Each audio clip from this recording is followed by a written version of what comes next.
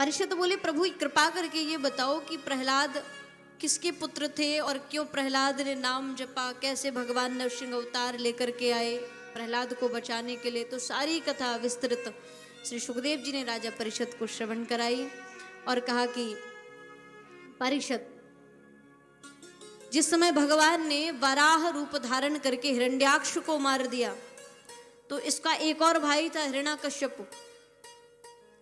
इसने मन में बैर बांध लिया कि नारायण ने मेरे भाई को मारा है, मैं इसको मार के रहूंगा। तप करने के लिए चला गया महाराज, बड़ा कठिन तप किया। ब्रह्मा जी महाराज प्रसन्न हो गए। ब्रह्मा जी ने कहा वरदान मांगो, क्या चाहते हो? बोले महाराज हमें वरदान दो, हम अमर हो जाए, हमें कोई ना मार पाए। तो ब्रह्मा जी बोले अमर तो हम ही नहीं है, हम अमर नहीं है, तुम तुम्हें क्या अमर करेंगे, कुछ और मांग लो। तो बड़ा सोचता रहा और फिर थोड़ी देर मौन रह करके बोला महाराज हमें वरदान दो, ना तो मैं दिन में मरूं ना रात में मरूं, ना भूमि पर मरूं ना आकाश में मरूं,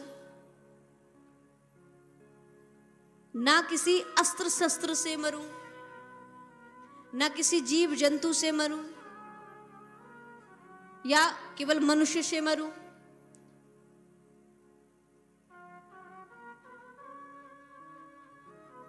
ना बाहर ना भीतर, ना ऊपर ना नीचे, ना महीने में ना वर्ष में। भगवान से ब्रह्मा जी से जब इस प्रकार वरदान मांगा तो ब्रह्मा जी बोले एव मस्तु, यही यही यही होगा। बड़ा प्रसन्न होकर घर गया। यहाँ कयाधु का हरण कर लिया इंद्र ने। कयाधु गर्भवती थी महाराज, हिरण्याकश्यप की पत्नी। नारद जी महाराज आए। नारद जी महाराज ने कयाधु को इंद्र से लेकर के अपने आश्रम पर लेकर के गए और वहां बड़ा दिव्य सत्संग प्रदान किया, भगवान की कथाओं को श्रवण कराया। और उस गर्भ में जो नन्हा शिशु पल रहा था, सत्संग को प्राप्त करके स्थिति ये हुई महाराज कि वो भगवान का भक्त बन गया। अच्छा, माँ के गर्भ में जब संतान रहती है ना, शिशु रहता है, तो माँ को चाहिए कि जितना हो सके भगवान की भक्ति करे, भगवान की पूजा करे, भगवान की अर्चना करे, भगवान का नाम गाए, भगवान की कथाओं को श्रवण करे। क्यों? क्योंकि सीधा प्रभाव कहाँ पड़ने वाला है? शिशु पर। इसलिए तो माँ को सबसे बड़ा गुरु कहा जाता है बच्चे का। गर्भावस्था में जब संतान को शिक्षा अगर कोई दे सकता है तो वो है केवल माँ। माँ जैसा भी कर्म करती है, जो कुछ भी खाती है, उसका सीधा प्रभाव शिशु पर जाता है। तो इसलिए चाहिए कि माँ अपने गर्भस्थ शिशु को यदि संस्कारों में पिरोना है, संस्कार देना है, तो वो बचपन से ही अपने गर्भ से ही प्रारंभ कर दे। कयाधु मैया ने खूब सत्संग किया, खूब भजन किया। राक्षस कुल में थी, उसके बाद भी सत्संग मिल जाने पर हुआ क्या? तो कहा गर्भ में रहने वाला शिशु भी भगवान का भक्त बन गया। हिरण्याकश्यप आश्रम से लेकर के महलों में आया। कुछ समय बाद शिशु ने जन्म लिया, बालक का जन्म हुआ, नाम रखा प्रहलाद। कुछ बड़ा हुआ, धीरे धीरे धीरे धीरे वो संस्कार, वो गुण प्रहलाद के उभरने लगे, दिखाई पड़ने लगे। भक्तों में रुचि रखना, भगवान का नाम संकीर्तन करना, भगवान का भजन करना, बस यही प्रहलाद का काम रहता था। तो माँ तो बड़ी प्रसन्न रहे महाराज, लेकिन पिता को बड़ा कष्ट हो। क्यों? क्योंकि जिसको मैं मारने के लिए अमर होके आया हूं, तप करके आया हूं, मेरा पुत्र उसी का भजन कर रहा है। तो प्रहलाद को नाम ना लेने दे हिरण्याकश्यप। बड़ा प्रयास किया उसको रोकने का कि ये किसी तरह मेरे शत्रु का नाम ना ले। अच्छा, हमारा शत्रु का यदि कोई नाम ले दे, बड़ी कठोर, बड़ी कठिन शत्रुता हो, और ऐसी शत्रुता कि एक दूसरे का मुंह देखना भी पसंद ना करें, और ऐसे शत्रु का अगर कोई सामने नाम ले दे फिर कैसा लगता है। और हिरण्याकश्यप की भी बिल्कुल ऐसी स्थिति थी, नाम न सुने। प्रहलाद महाराज को असुर कुल का जो विद्यालय था उसमें पढ़ने के लिए भेजा, असुर नीति का पाठ पढ़ाया। लेकिन जिसके ऊपर महाराज भगवान की भक्ति का रंग चढ़ जाता है ना, उस पर फिर संसार में कोई दूसरा रंग चढ़ता ही नहीं है। सूर श्याम कारी कामर पर चढ़े ही ना दूजो रंग। जिसका हृदय भगवान की भक्ति से रच गया है, रंग गया है, फिर संसार का रंग वहां प्रभाव नहीं डाल सकता। प्रहलाद को बड़ा प्रयास किया, लेकिन प्रहलाद जी महाराज भगवान का नाम भजन जपते रहते, करते रहते।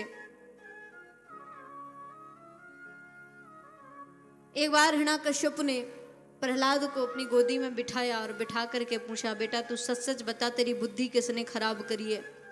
वत्स प्रहलाद भद्रम ते सत्यम कथम या मृषा।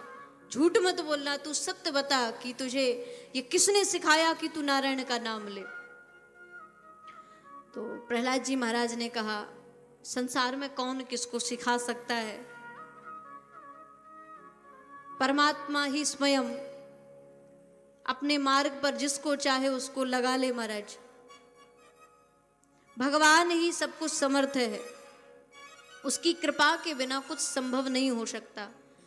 बड़ा ज्ञान जब प्रहलाद देने लगे, पिता को क्रोध आ गया और गुरु भी परेशान है। ऐसा कीर्तन करें विद्यालय में भी कि बेचारे विद्यार्थी परेशान, गुरु परेशान, सब थक गए। तब प्रहलाद को मारने का कई तरह के प्रयास हिरण्याकश्यप ने करे। ऊंचे पहाड़ से गिरवाया, फिर भी कुछ नहीं हुआ। हाथी के पैर तले दबवाया, फिर भी कुछ नहीं हुआ। और जब पहाड़ से गिरवाया तो हुआ क्या? तो कहा भगवान ने बीच में ही आके महाराज गोदी में थाम लिया। जिसको मेरा गोविंद अपने हाथों में उठा ले, उसको संसार कितना भी गिराने का प्रयास करे, लेकिन वो गिर नहीं सकता।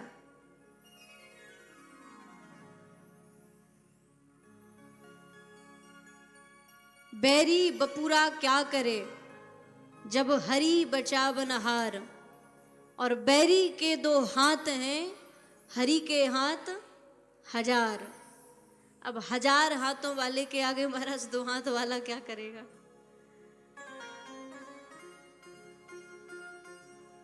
प्रहलाद महाराज की रक्षा की।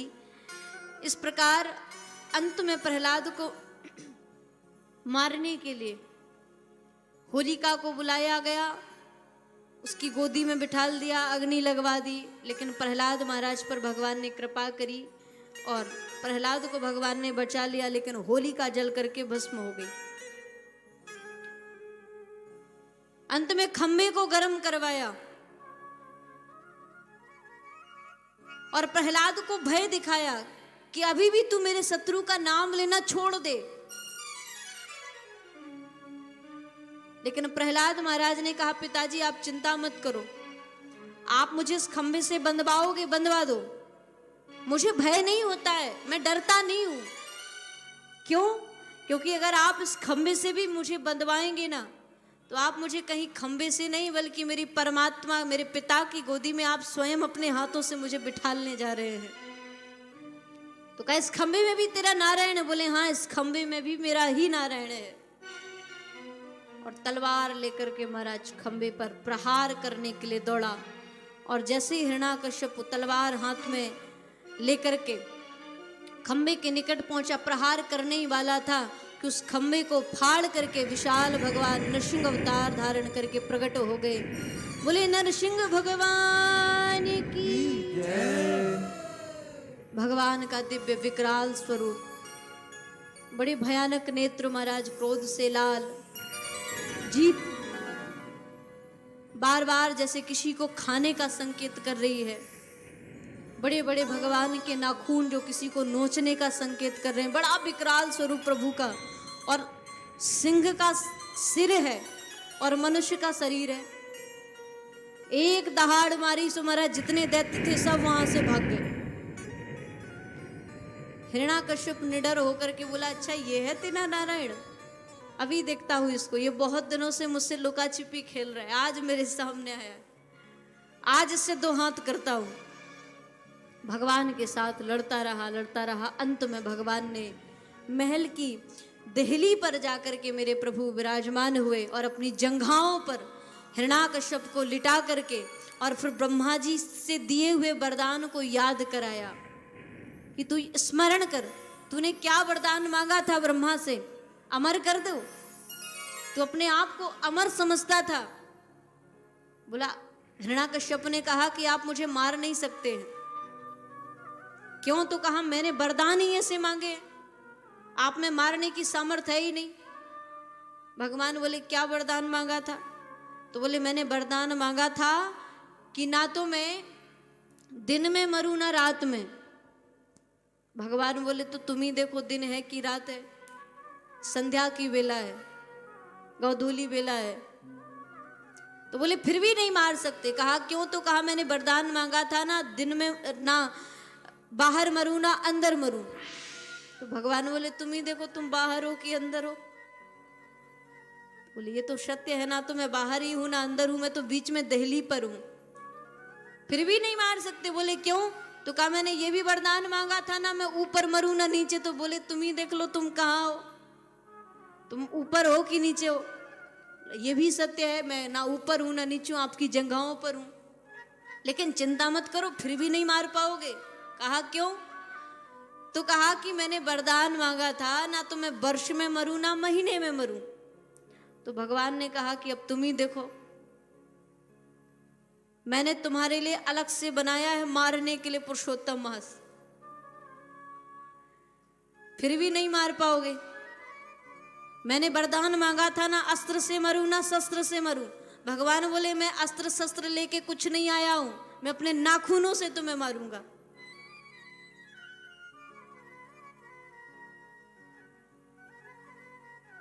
इस प्रकार ब्रह्मा जी के वरदान को याद करा करके महाराज और भगवान ने अपने लंबे लंबे नाखूनों से उसके पेट को फाड़ करके आंतों को निकाल करके भगवान ने अपने गले में पहन लिया और हिरण्याकश्यप का भगवान ने उद्धार किया।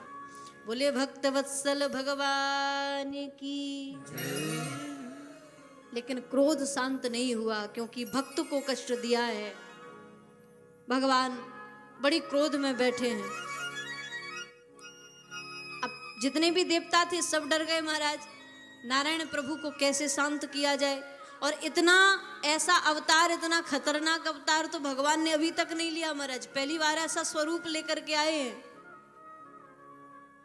कैसे क्रोध शांत किया जाए। सोचा लक्ष्मी जी को भेजो। लक्ष्मी मैया गई बढ़िया सज धज करके महाराज, बढ़िया श्रृंगार करके कि नारायण देखेंगे तो मोहित हो जाएंगे, प्रसन्न हो जाएंगे देखकर।